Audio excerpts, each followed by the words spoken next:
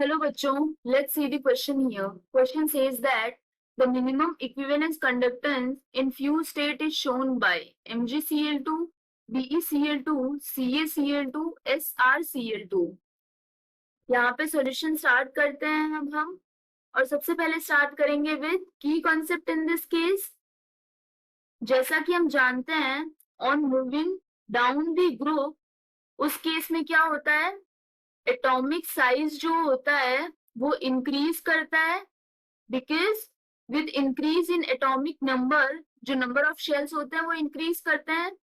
So due to that value of ionization energy it decreases,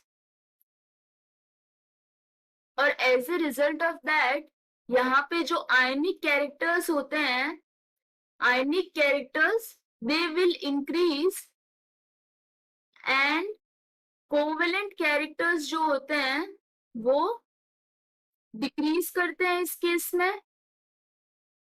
that means अगर यदि आयनिक characters ज्यादा होंगे तो इक्विवेलेंस कंडक्टेंस जो होगा वो भी ज्यादा होगा। So as a result of this यहाँ पे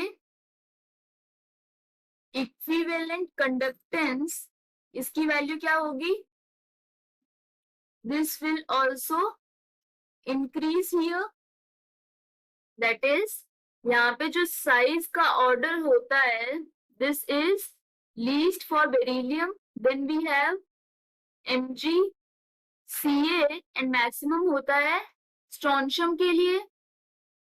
so equivalent conductance इसका ऑर्डर क्या हो जाएगा यहाँ पे, this will be least for BeCl2, then we will have MgCl2, CaCl2 and maximum होगा SrCl2।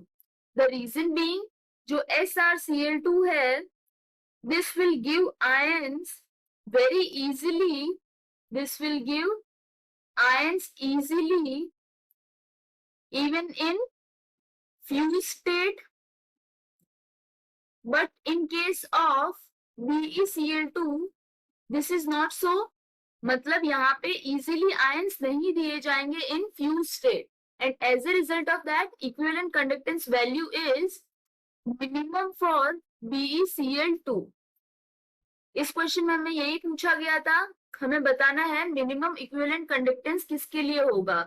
So this is for BeCl2, hence B is correct option. I hope you understood the explanation. All the best.